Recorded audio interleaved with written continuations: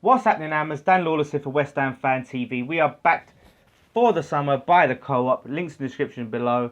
And I'm back with another transfer video. It's been a while since I've done one, or any of us have done one, because it's been so quiet, where we've just been like just on it with our transfer business.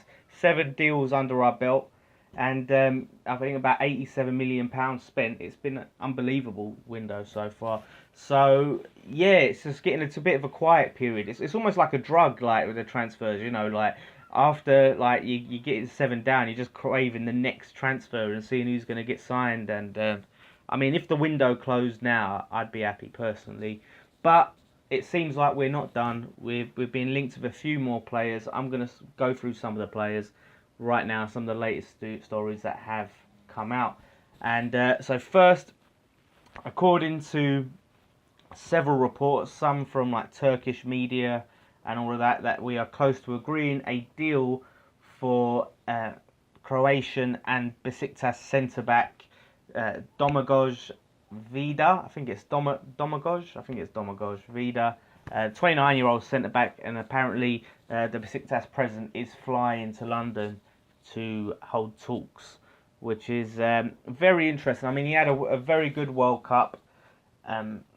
You know, really some really standout moments. I think that was a player that I sort of noticed whenever I watched Croatia, but I'm not sure on him. You know, they're talking about 19 million, between 19 and 20 million for him, and yeah, I'm not completely sure. It's one of them situations where I think it'd be a decent signing, but is he worth 19.5 million? You know, it's and to me, if we hadn't already signed, you know, 2 centre backs already in Balbuena and Diop, then I'll be more leaning towards yes, let's get it done.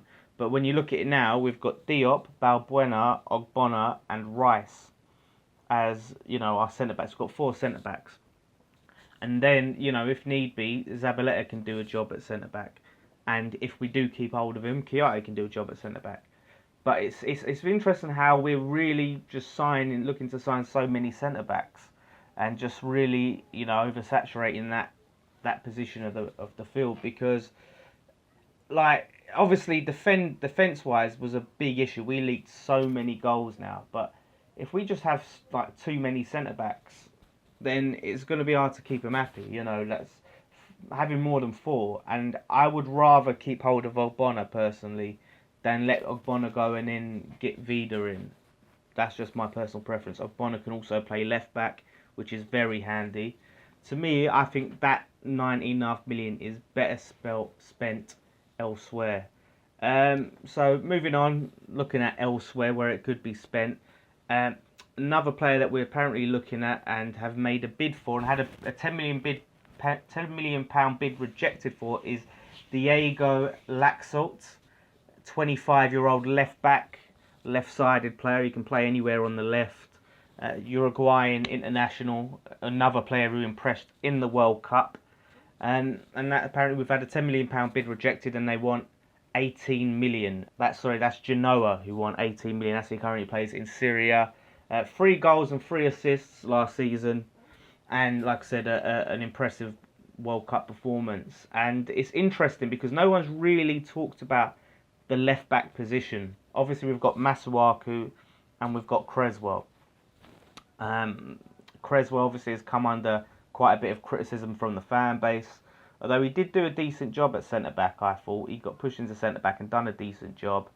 But if we do end up signing Laxalt, I think Creswell's, you know, time could be coming to an end at West Ham, because, you know, Masuaku is currently coming as like become a first choice.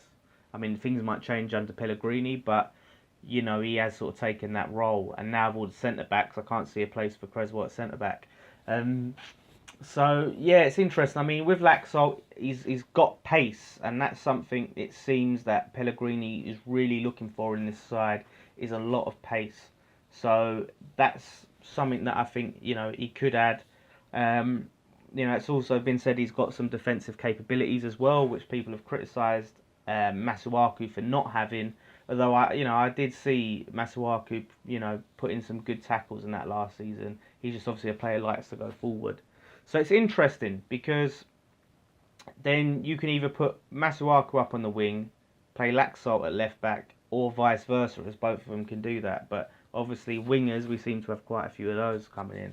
I'm not sure I will really want to like fully give up on Creswell. I'd love Creswell to have a chance under Pellegrini, but you know, at 25 years old, Laxalt, he could be a very exciting player for us, and if that happens, then I guess sentiment has got to go out the window. But and Creswell, we've got to remember, you know, he was good enough to get an England call up. It's just ever since he got injured for England, he's not quite been the same player. So yeah, there is that. But yeah, we'll see. Like, we've had a £10 million bid rejected. I guess that's testing the water. If we really want him, we've got to pay 18 million. We'll see what happens there. Now strikers.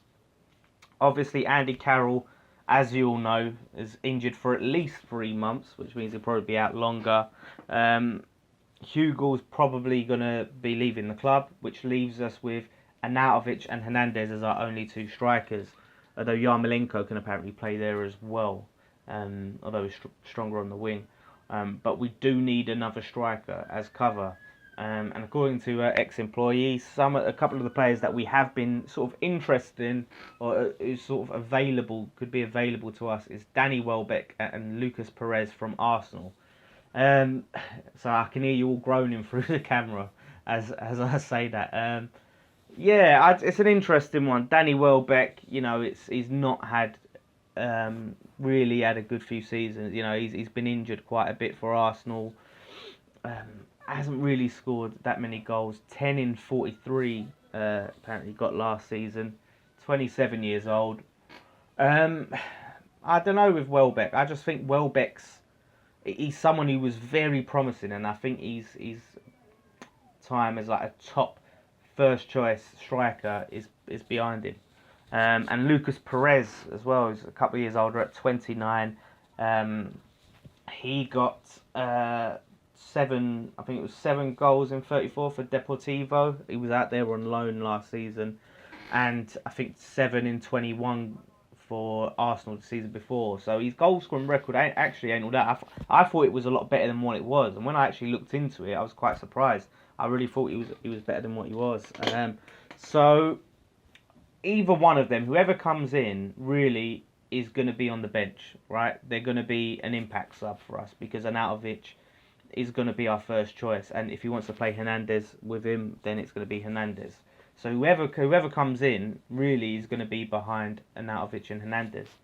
That's just the reality of it. So whether they would, so on that basis, I'd take Danny Welbeck on loan.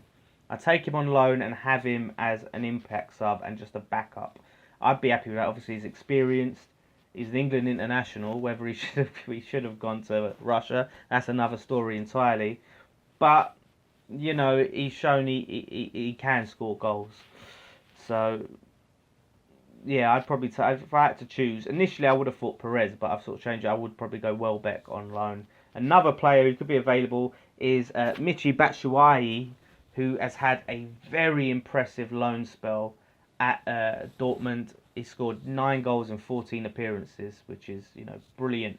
Didn't really get much of an opportunity for Chelsea. Obviously, Morata was in front of him, and then Giroud came in, and that's obviously why when he went on loan. And now with the likes of Higuain possibly looking to go to Chelsea, he's going to need to leave Chelsea basically and find somewhere else to get playing time.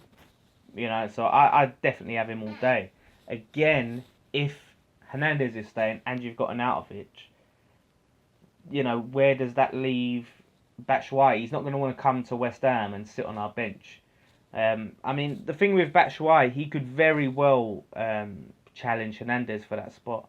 But I think Arnautovic is going to be our main man. So he'd definitely be my first choice. If we could get any striker right now, of all the possible strikers we could get, he would be my first choice. I'd absolutely go for Batshuayi over the other 2. But other than that, I'd say Welbeck on loan.